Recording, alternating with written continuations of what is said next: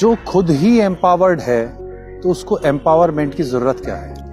नहीं, कोई जरूरत नहीं है। तो women is half the society and she raises the other half. So how can man can empower a women? तो अब बात आती है कि बेटों की, जैसे आपने बात बोली, तो रियली बेटी बचाओ बेटी पढ़ाओ, बेटा पढ़ाओ बेटी बचाओ। ये कुश्ती जो है हमारा एक प्राचीन खेल है, मल्ल युद्ध। ये हमारे रोम रोम में बसा हुआ है, जिसको हमने नकार दिया है। लेकिन पहलवानी आज एक नए स्तर पर उभर कर आ रही है। ओलंपिक में हमारे मेडल आ रहे हैं, वर्ल्ड चैंपियनशिप में हमारे मेडल आ रहे हैं। तो पहलवानी का मतलब, पहलवान शब्द को अगर मैं एक्सप्लेन करूं तो मेरी भाषा में पहल करने वाला एक बलवान इंसान या बलवान व्यक्ति, चाहे वो नर हो चाहे वो नारी, क्योंकि लड़कियां भी आज देश के लिए उतना ही योगदान दे रही हैं, उतने ही मेडल ला रही हैं, वो भी लड़कों से कहीं पीछे नहीं है। सभी को बहुत बहुत धन्यवाद। सब बहुत अच्छा करें, स्वस्थ रहें, खुश रहें। सर्वे संतु निरामया सर्वे भवन्तु सुखिनः। बहुत बहुत धन्यवाद। क्या मोदी जी यही है डिजिटल इंडिया? मोदी जी, आपने कहा था विपक्ष मुझे 50 या 60% सुन ले, देख ले तो सब समझ आ जाएगा। विपक्ष को तो सत्ता के लालच में अंधा, गूंगा और बहरा हो गया है। लेकिन मेरे गुरु और मेरे गुरु भाई के लिए मैं जाग भी रहा था, देख भी रहा था, सुन भी रहा था और कर भी रहा हूं। हां, मैं हूं मोदी भक्त। नहीं है मुझे सत्ता का लालच, नहीं चाहिए मुझे नींद। मैं चाहता हूं मोदी जी दें जनता के सवालों का जवाब। मेरे पास हैं वो सवाल, उनके जवाब में कमियां नहीं, मैं उन्हें ठीक भी करना जानता हूं। इस देश में लगता है सिर्फ 2 से 4% लोगों को छोड़कर सभी जाग रहे हैं। इस देश का नायक, देश की आर्मी, देश की पुलिस, सारा देश, और ना इन्हें खाने की फिक्र है, ना सोने की, और ना ही अपनी सेहत की फिक्र है। इन 2 से 3% लोगों की वजह से, इनकी इच्छाओं और अपेक्षाओं की वजह से देश कमजोर हो गया है, टूट गया है, छीन हो गया है। बीमारियां, डायबिटीज, कैंसर, किडनी डिजीज और कमजोर नागरिक, कमजोर विद्यार्थी, प्रतिभा ही खत्म हो गई है। बची है बुद्धि, और बुद्धि को तेज करने के चक्कर में प्रतिभाशाली खिलाड़ी, प्रतिभाशाली विद्यार्थी और लीडर खत्म होते जा रहे हैं। इनफैक्ट खत्म हो चुके हैं। हर हर मोदी, घर घर मोदी बहुत अच्छा नारा था। किसी मां ने अपने बच्चे को बोला या छोड़ा मोदी बनने के लिए? किसी ने देखा या कोशिश की मैं भी मोदी जी की तरह 18 घंटे या 20 घंटे काम करके देखूं? अगर हमने कोशिश की होती तो हम भी मोदी जी की तरह 20 घंटे काम करते, तो आज 5 साल में जहां लोग 8 घंटे भी काम करना नहीं चाहते, अगर 20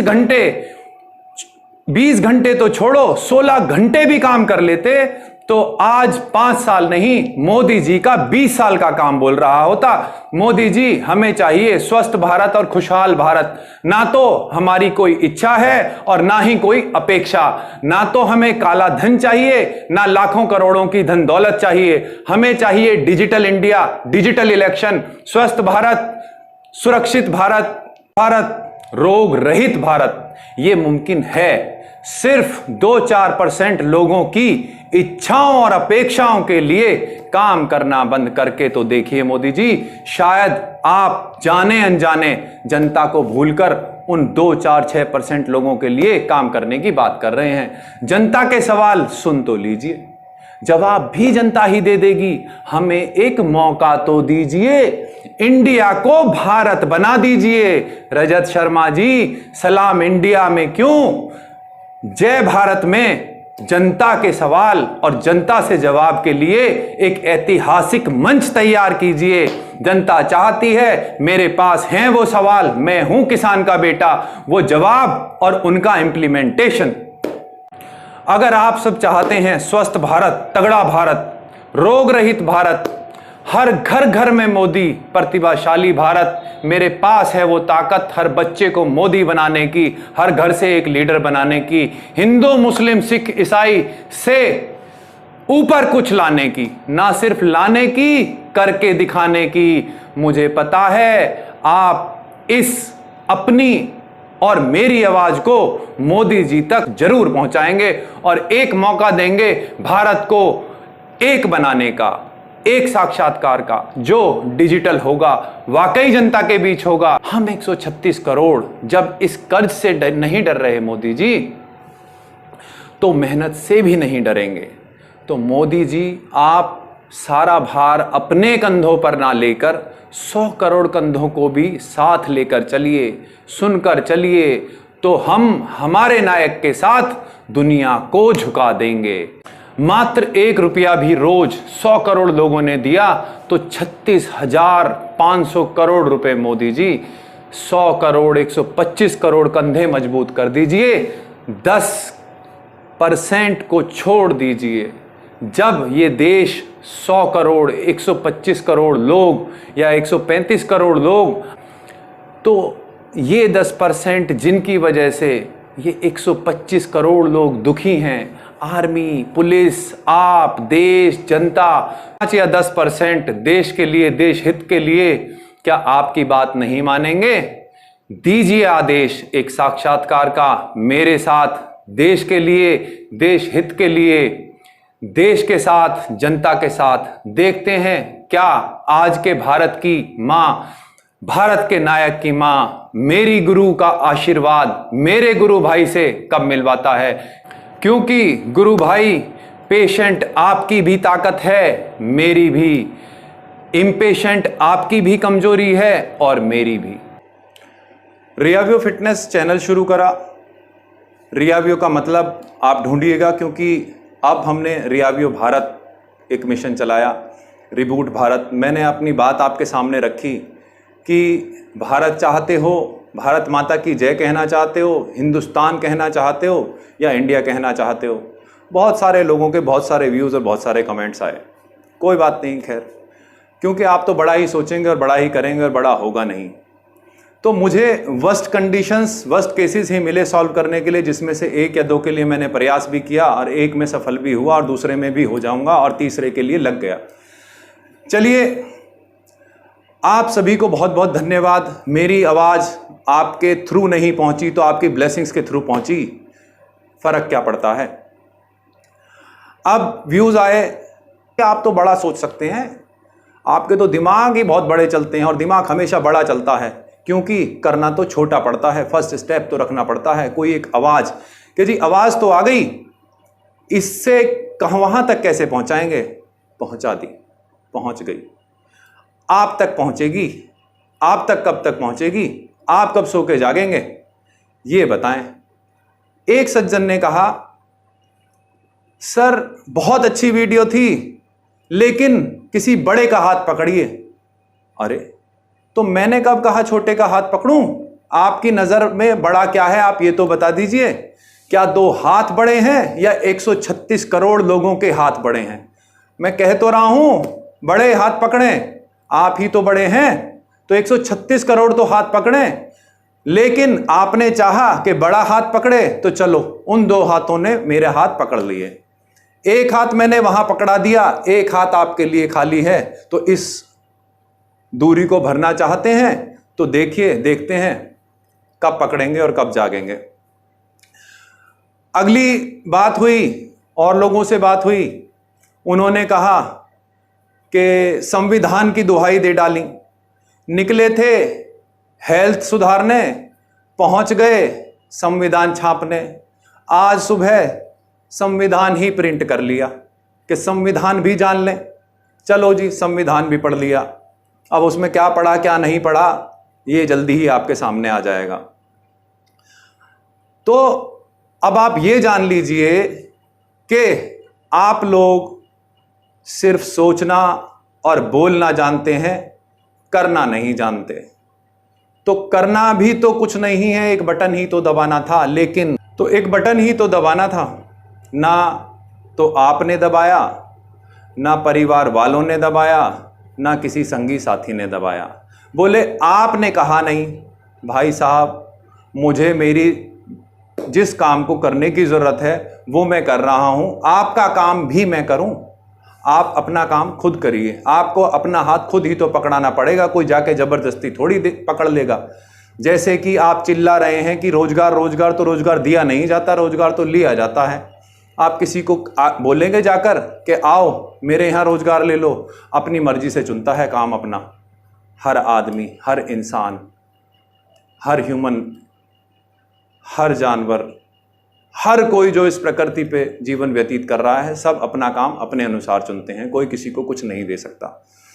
तो किसी की बुराई करके अपने को अच्छा बताना ज़्यादा बेहतर है या दूसरे की अच्छाई बता के अपनी अच्छाई और बताना ज़्यादा बेहतर है? आपने सोचा? नहीं सोचा।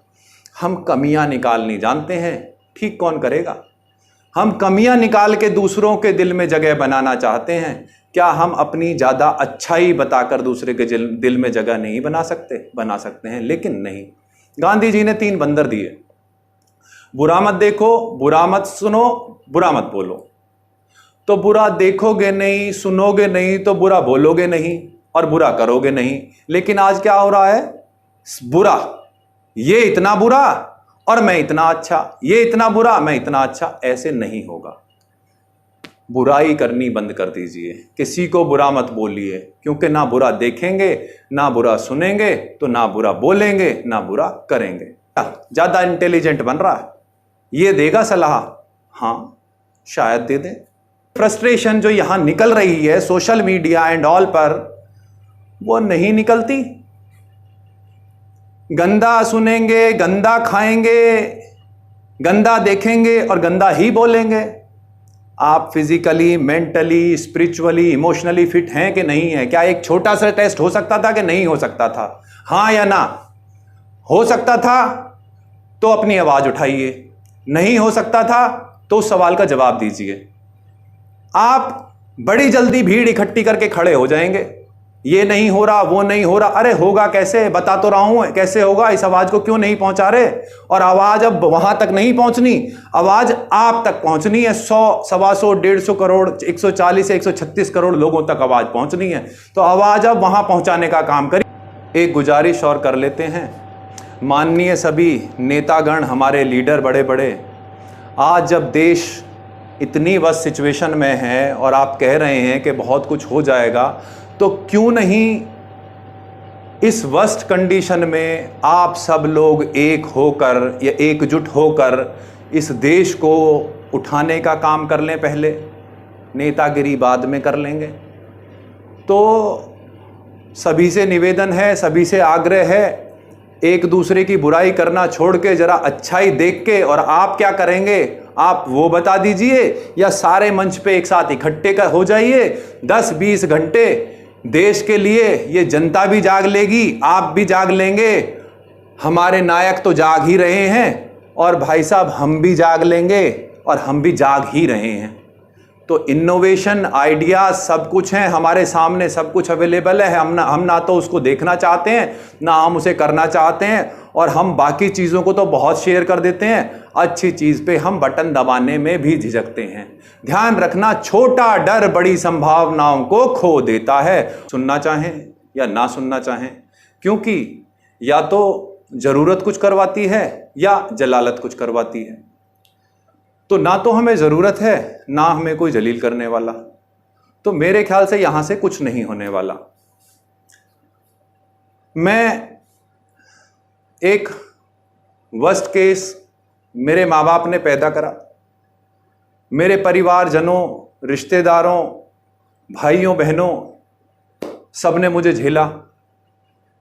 मैं वर्स्ट कंडीशंस में गया, मैं वर्स्ट कंडीशन से निकल के आया, और मैं एक अच्छा हेल्थ प्रोग्राम या हेल्थ पैटर्न कहो तो दुनिया का बेस्ट प्रोग्राम मैं एक निकाल कर लाया।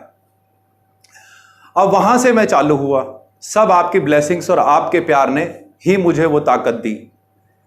मेरे माँ बाप ने जिन्होंने मुझे जन्म दिया, मेरे भाई बहन जिन्होंने मुझे सपोर्ट किया, किसी भी तरीके से किया, दूरी बना के किया, रिश्तेदारों ने दूरी बना के किया, जैसे भी किया पर किया, क्योंकि आज आप सबके लव, आप सबकी ब्लेसिंग से ही मैं यहां हूं और अब पता नहीं आप मुझे कहां पहुंचाने वाले हैं। बुरा गंदा बोलना खत्म कर दीजिए, लाइए एक नया बदलाव, नया रिवॉल्यूशन जल्द ही होगा आपके सामने।